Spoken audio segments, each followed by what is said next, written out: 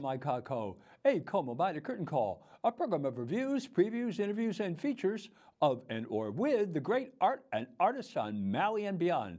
I'm Paul James Brown. Last week at ProArts, in collaboration with Mana'o Radio, we had a visit from the Giacopuzzi's, Jacopo and Madalenna, pianists from Santa Barbara and Verona, Italy, respectively. Last time Jacopo appeared at ProArts was in 2019.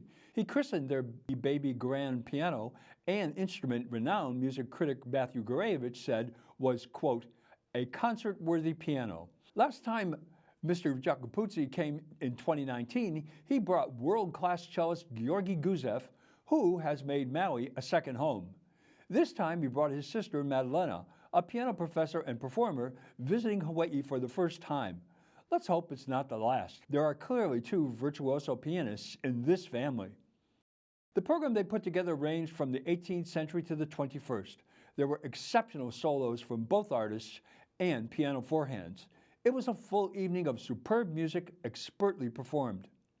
They opened with Johann Sebastian Bach's Sheep May Safely Graze for piano four hands. In my interview with Mr. Giacopuzzi last week, I asked him why he chose this work, and he said, it's a great recital starter, in my opinion. It's mellow, it's a beautiful cantata, describes in a way, and represents what Maui is also about. In a way, it represents a different side of what the island is about, not just excitement, but also the peace, I want to say. And it's also like a beautiful transcription for four hands. Here is an excerpt from their opening number.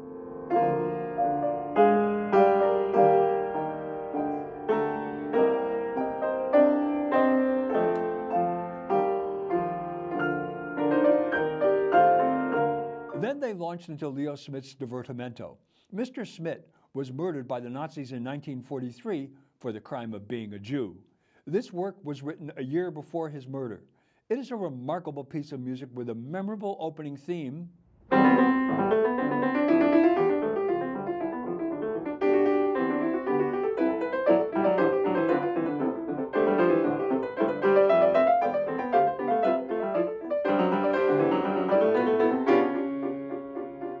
A soft, lovely, almost cherubic lullaby middle.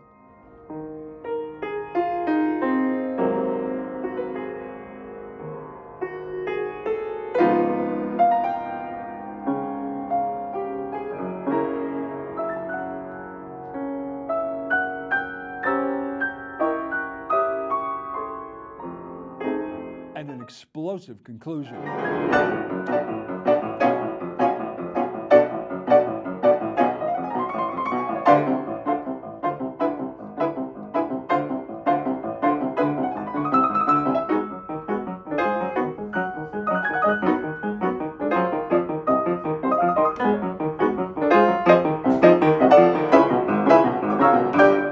Mr. Giacopuzzi performed two contrasting works.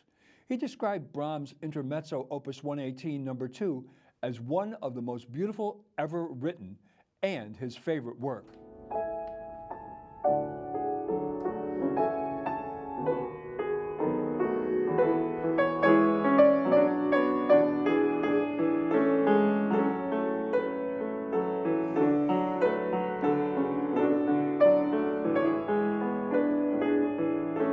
His next solo was a contemporary work by Vladimir Titov, a Russian composer born in 1984, who cites his influences as Rachmaninoff, Ravel, Debussy, Prokofiev, Vagiv, and Aziza Mustafazadeh.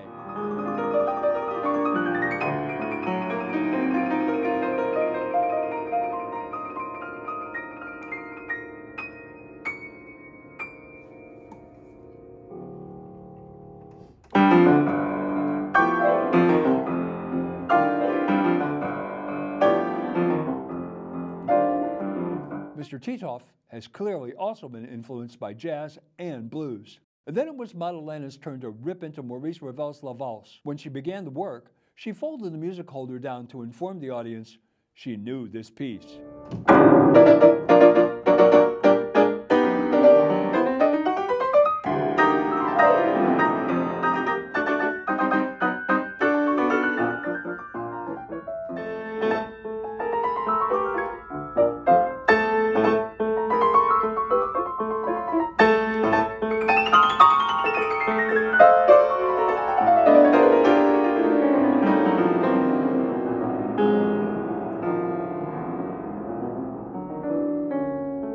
mastered this virtuosic piece. Miss Giacopuzzi found all the nuances of this masterpiece of the 20th century. The penultimate work was Franz Schubert's Dantinovari. In this, you can almost see the fairies dancing.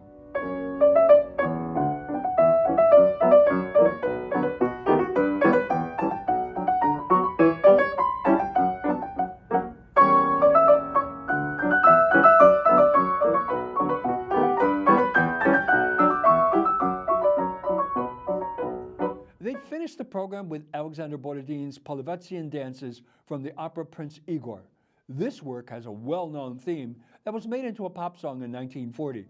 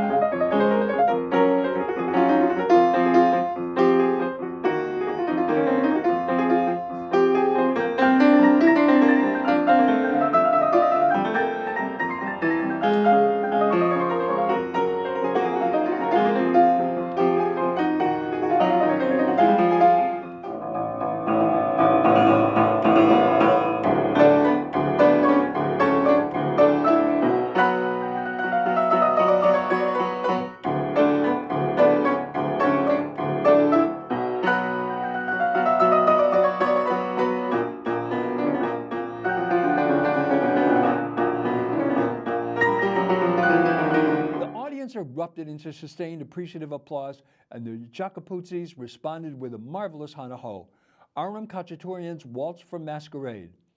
This work featured an echo,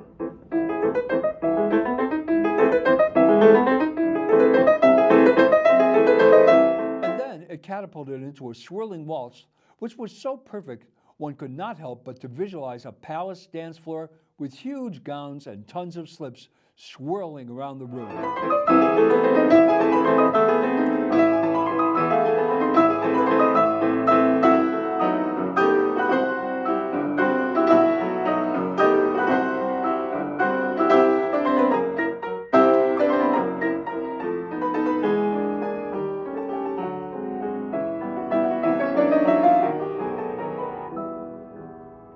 The audience was enthralled and leapt to their feet to show their gratitude for the amazing work they were privileged to perceive. It was a great night of wonderful music at the highest level. The Giacopuzzis are accomplished, practiced, and enthrallingly entertaining. Their interpretations of these works, particularly their four-hand works, were sensitive, emotionally engaging, and exciting. Mahalo to the Giacopuzzis, ProArts, and Mana'o Radio for making this amazing event possible. I look forward to other musical events in this intimate environment. Well, that's Curtain Call for this week. Thanks for tuning in. I'm Paul James Brown. Ahui ho!